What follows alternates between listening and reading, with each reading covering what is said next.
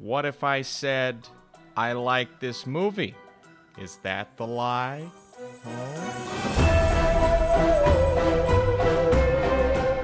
What is up, Flick fans? Welcome back to my channel. Today we are talking the brand new Blumhouse film on Amazon Prime, and that is The Lie. This is part of a brand new series. The series is called Welcome to Blumhouse, where this month we get 4 out of the 8 films slated for Amazon Prime. That's right, 4 Blumhouse movies. I've already watched 2. The other review for Black Box is coming later today, and then the next 2 will drop sometime later in the month. But right now, we're talking Joey King. We're talking The Lie. I need you in the comments down below. This is a non-spoiler review. Let's get into it. So a father and a daughter are on their way to a dance camp when they spot the girl's best friend on the side of the road. When they stop to offer the friend a ride, their good intentions soon result in terrible consequences. So the question, where is Brittany? Kayla, played by Joey King, is friends with Brittany. Going on this car ride, something happens along the way, and then there is a cover-up. There is a lie, and I said no spoilers. We're going to talk about what we saw in that trailer. I will not go beyond that because, trust me, there are twists and turns throughout the film that are revealed as we go. Let's start with what I liked about this movie. There are certain things when it comes to the atmosphere that I thought was pretty well done. As always, when you have a movie like this and the tragedy surrounds the child, whether children are going missing or something like Prisoners and they get kidnapped, there has to be a certain tone captured when it comes to the feel of the movie, and I mentioned atmosphere. That is very much here, absolutely. I didn't hate some of the shots when it comes to the technical level of this movie. I thought it was pretty well done. Peter Sarsgaard is really good. I liked the emotion displayed. Joey King, there are things about her character that I don't love, but it's more so how she's written. It's less so her performance. We'll get into that more so here in just a bit. And overall, I think conceptually, the concept of this movie is great.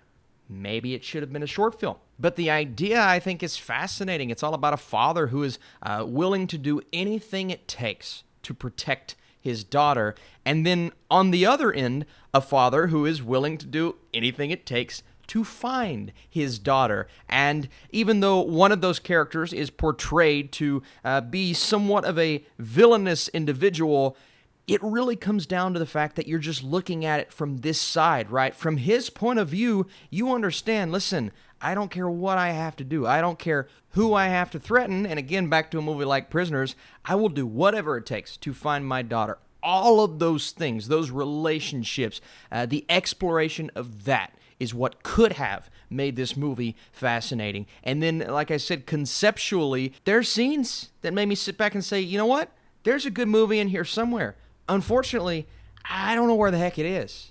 This movie was a straight-up mess, man. And you guys know, I tend to be a bit more happy, joyful when it comes to reviewing films. But this was a mess. And again, I'm going to be reviewing the other Blumhouse film, and at least that one had something to it that I can talk about and praise. But this film, it runs solely off the idea and the fear of what happened to the daughter, and then this relationship, this lie that they're caught up in, it all runs off of a few ridiculous character decisions that could have been easily avoidable if you would have just thought things through. And that's the problem with our characters here, is they just don't think. The character of Jay and Rebecca, yes, they're covering things up because they love their daughter. We get that. We understand that. But think it through.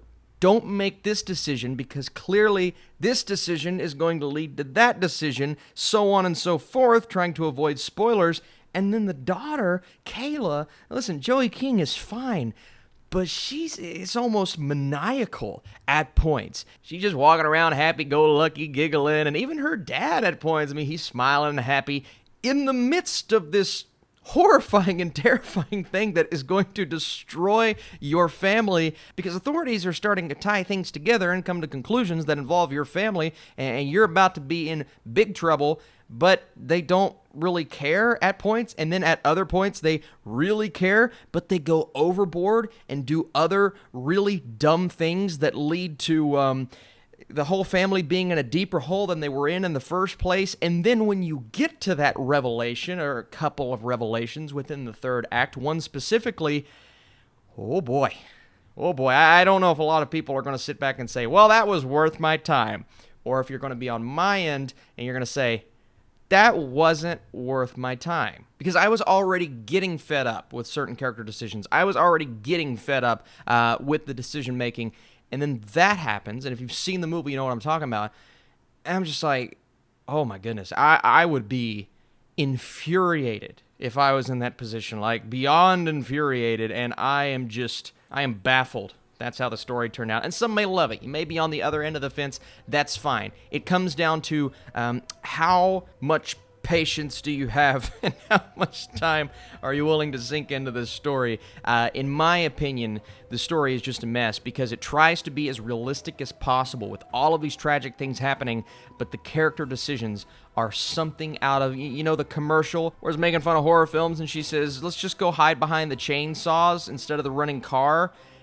That's what the decision-making was like in this movie to me. It's like one after another, and it's also just way too long. We're really just going from point A to point B here, but there's all of this filler and these scenes that really don't matter in the grand scheme of things. We could have gotten here in 45 minutes, and I get it. Regardless, things get better from here, folks. We'll talk about the other movie in a bit. As for The Lie, for my score, I have to go with 30%. I just thought this movie was a mess. I didn't think it progressed in an interesting way. The things that were predictable, and the things that weren't were kind of ridiculous. So I know this is more negative than what you're used to, but let me know your thoughts.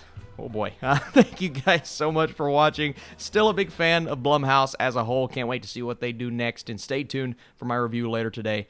I'll see you later.